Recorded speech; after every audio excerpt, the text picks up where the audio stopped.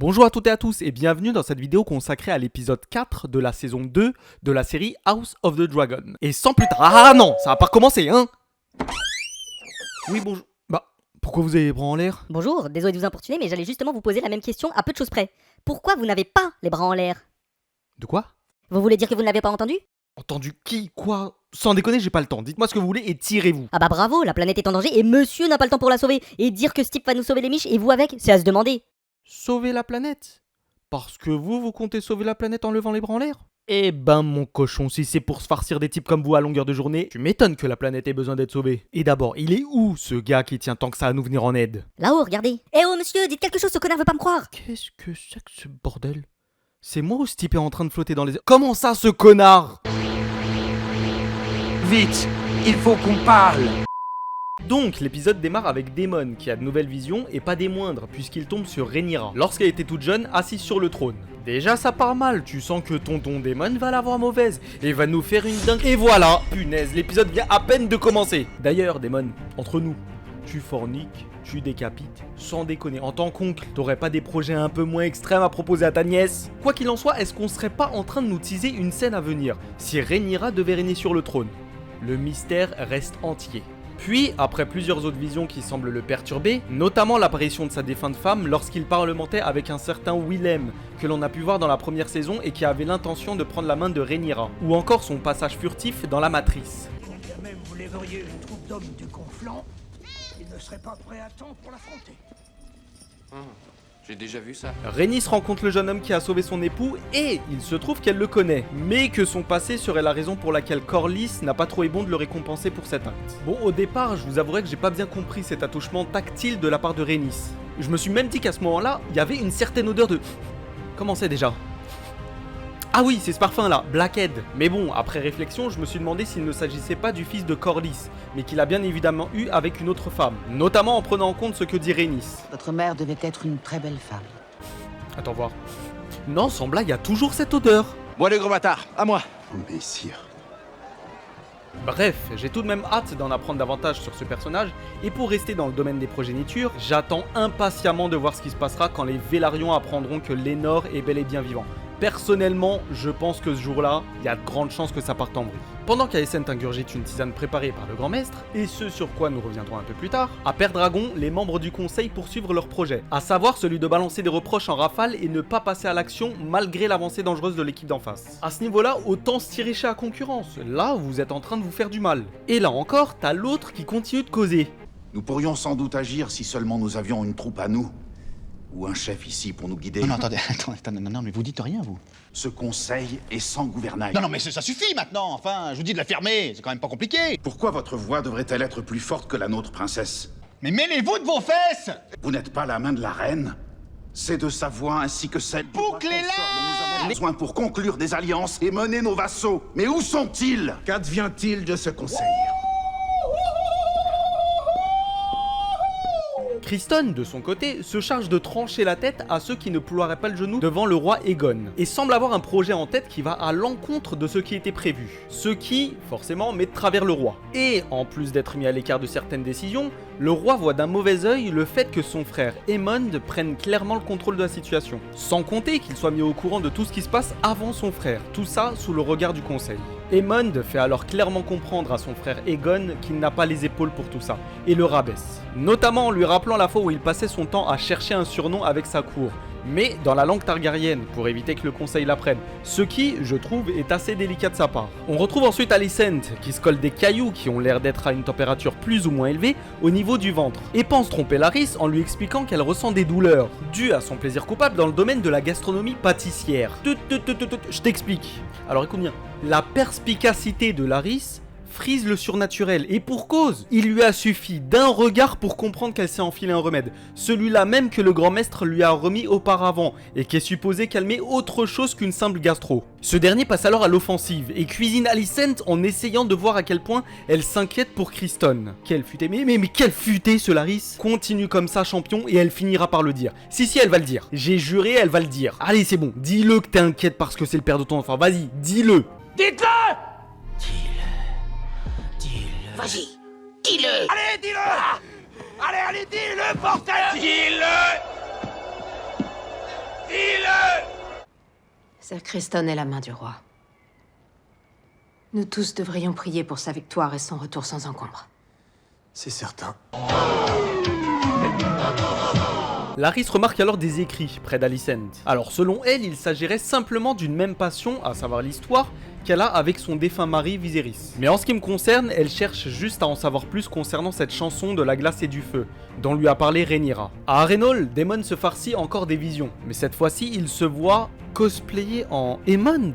Après j'ai envie de dire, c'est pas si déconnant, hormis la ressemblance physique, si tu prends le prénom Daemon et que tu le dis plusieurs fois à une vitesse proche de celle de la lumière, ça devient Daemon.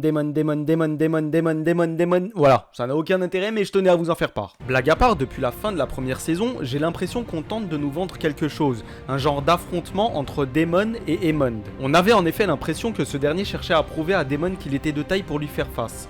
Et ce, très certainement depuis qu'il a réussi à chevaucher Vhagar. Il s'est sans doute mis en tête qu'il pouvait faire face à n'importe laquelle des menaces. Bon, perso, je pense qu'on aura bien droit à ce duel tôt ou tard. Maintenant, à savoir si cette vision a un rapport direct avec ça, je l'ignore, mais c'est pas impossible.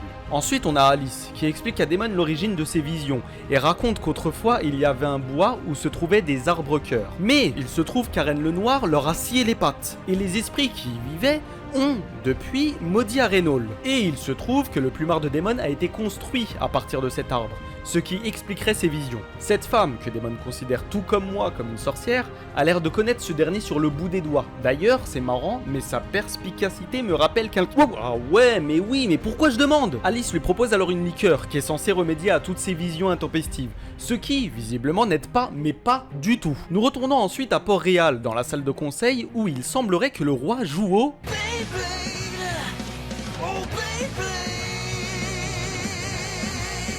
Sinon, on est d'accord que depuis qu'Aegon est sur le trône, à part Criston, j'ai l'impression qu'il est entouré de bras cassés en termes de chevaliers. C'est pas compliqué, on dirait la fine équipe d'Arthur dans Camelot. Alors pour la 30e fois, ça aussi, c'est pas qu'elle accepte de voir que moi, c'est qu'il y a que moi qui peux la voir. Ah ouais, du coup... S'il accepte de voir que vous. Non. Il y a que moi qui peux la voir. Oh putain. Voilà, tirez-vous. Tirez-vous. Vous, en ce moment, c'est pas terrible. La gloire, la légende, les quêtes, tout ça, c'est pas terrible. Ah non, mais ne réfléchissez pas, je vous l'affirme, c'est pas terrible. C'est nul, nul, archi nul, vous êtes des zéros. Après avoir quitté la salle de conseil, le roi tombe sur sa mère, Alicent, auprès de qui il se plaint de ne pas être écouté, malgré sa place sur le trône. Ce à quoi elle lui explique, grosso merdo, T'en as pas branlé une pour être couronné, alors que les autres ont eu leur place à la sueur de leur front. C'est ce qu'on appelle le mérite, alors tâche de prendre en compte leurs conseils. ce à quoi le roi fait part à sa mère de sa détresse et lui demande... Que voudriez-vous que je fasse, mère? Et bien évidemment, en tant que mère maternelle qui se doit de soutenir ses enfants, peu importe les circonstances, elle lui répond... Surtout, tu fais rien. Tu fermes bien ta gueule et tu fais ce qu'on te dit. C'est bien compris? Et tandis que le frère d'Alicent tente de convaincre Criston qu'attaquer de jour est une grosse prise de risque et qu'il se fait littéralement envoyer chier, Rhaenyra est de retour à Pendragon. Après avoir avoué qu'elle s'était rendue à Port-Réal pour y rencontrer Alicent, elle affirme que, suite à ces retrouvailles, elle s'est finalement rendue à l'évidence. La guerre est inévitable. De son côté, suite aux lourdes paroles d'Alicent, son fils, le roi, est pensif.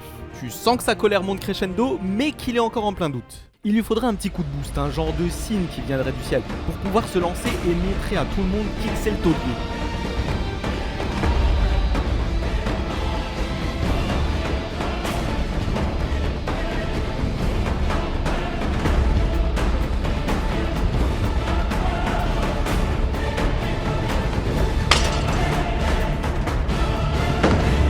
Maintenant, ça va chier. Jacaerys insiste auprès de sa mère pour aller faire ses preuves sur le champ de bataille, mais celle-ci lui explique quel est le vrai rôle de celui qui règne sur le trône. Et je trouve la mise en scène géniale, puisque pendant qu'elle lui explique que son but premier est d'être un protecteur et que les 7 couronnes doivent s'unir et ainsi faire face à un ennemi commun, en parallèle on voit qu'ils sont tous à la ramasse, étant donné qu'ils ont décidé de s'entretuer. Bon, après forcément les événements passés n'ont pas aidé à plutôt prendre la voie de l'union. Mais ce serait vraiment intéressant de les voir tous se retrouver face à cet ennemi et voir leur réaction. À savoir s'ils combattraient côte à côte ou bien s'ils continueraient leur combine pour obtenir vengeance malgré la situation. Et là, attention, on a notre premier vrai combat de dragon de cette seconde saison. Rhaenys débarque sur le champ de bataille où se trouve Criston et commence à tout cramer sans aucune sommation. Mais Criston, malin comme il est, avait prévu le coup et balance le signal pour qu'Aemond, à l'aide de son dragon titanesque, puisse intervenir. Mais ce dernier voit alors un autre dragon apparaître et décide donc de retarder son entrée. Qui est-il? D'où vient-il? De quel côté se rangera? C'est le roi. Ouais, le roi en a eu ras la couronne et s'est décidé à chevaucher son dragon, que ça plaise ou non. On a donc un face à face entre Rhaenys et Aegon, mais ce dernier, par manque d'expérience, ne fait pas long feu face à elle. Mais c'était sans compter son frère Aemond, qui, surgissant de nulle part, vit son frère dans un pétrin sale, mais sale. C'est pourquoi, tel un héros pourvu d'une âme fraternelle inaltérable, Aemond crame son frère. Ouais. En tentant de carboniser Rhaenys et son dragon, Aemond n'hésita pas une seconde à sacrifier son frangin. Pourquoi nous sommes corrompus? Putain! Éducation de merde! Aucun honneur! Aucune dignité, rien! Rhaenys, elle, échappa au Dracarys de Vhagar et fuit le combat, puisque, bien évidemment, elle ne fait clairement pas le poids face au mastodonte. Et qu'à la limite, indirectement, elle en a eu 1 sur 2, ce qui est un résultat assez satisfaisant. Ça va, y a vraiment pas de quoi rougir. Puis, Criston... Mais non, je me fous de ta gueule. Je t'explique. Rhaenys, si elle avait des burnes, elle serait de la taille de Vhagar. Pour la simple et bonne raison qu'elle fuit que dalle. Elle y retourne. Bon, certes, avec le cœur lourd, étant donné que Vhagar était au départ le dragon de sa fille, Laena, et le neutraliser ne sera pas tâche aisée, hormis le fait qu'il ait une taille démesurée. Sans compter que Vhagar et Meleys ont sûrement vécu pas mal de temps ensemble, et les voir s'entretuer comme ça, en l'honneur de la bêtise humaine, doit être déchirant. Bon, par contre, le passage où Meleys se fait choper par Vhagar, je l'ai vu venir à 3000 km. Mais il n'empêche que la scène où tu comprends que c'en est fini de Rhaenys et de son dragon n'en reste pas moins émouvante. C'est pas compliqué, j'étais à 2 doigts de chialer, mais heureusement que je me suis souvenu in extremis que j'étais face à une fiction. Ah non, mais j'étais à ça de tomber dans le piège. Puis, suite à la supposée mort de Rhaenys, Criston, qui avait tourné de l'œil, se réveille et part à la recherche de son roi. C'est alors aux côtés d'Aemond que Criston constate les dégâts, et il semble comprendre que le roi n'est plus. Ce qui, bien entendu, est un moment éprouvant pour son frère Aemond, qui est anéanti par « Oh, c'est bon, je sais qu'on vous l'a fait plus ». Bah bien sûr qu'Aemond s'en tartine le fion, c'est pas compliqué, il se tire en laissant le cadavre de son frangin sans dire le moindre mot. Allez Aemond, un peu de compassion, oh. Lâche-nous un petit mot gentil pour le frérot. On bat les couilles, frère. Alors autant pour la mort de Lucerys, il a eu des remords, autant là, bon après ça peut parfaitement s'expliquer par le fait que face à Lucerys, Aemond a perdu le contrôle de son dragon, tandis que là, il l'a fait de son plein gré. Et c'est ainsi que l'épisode se termine, avec la mort de Rhaenys, et ça fait pas plaisir. Et celle d'Aegon, même si concernant ce dernier j'ai quelques doutes, mais ce serait cool que ce soit le cas, puisqu'une nouvelle personne devra régner à son tour. Et alors là, si tu nous mets Aemond sur le trône, avec Criston en main du roi, autant dire que ça va être un beau bordel.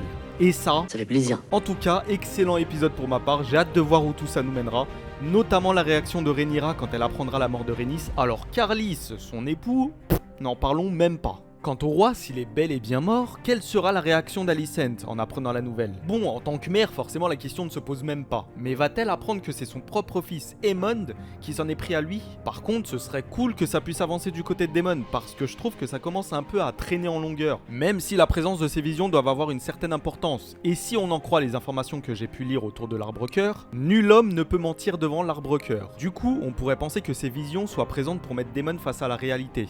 Lui faire passer certains messages, notamment lui faire comprendre qu'il ne peut pas se voiler la face indéfiniment. Pour ce qui est de la réalisation, on a cette fois-ci droit à une séquence assez incroyable. Je parle bien sûr des combats entre dragons, au beau milieu d'un champ de bataille, avec des plans qui mettaient bien en valeur l'intensité des combats, et l'impuissance de l'homme face à ces créatures. Et j'ai trouvé que la série a, une fois encore, réussi à rendre Vhagar toujours aussi impressionnant, de par sa taille et la peur qu'il pouvait procurer autour de lui.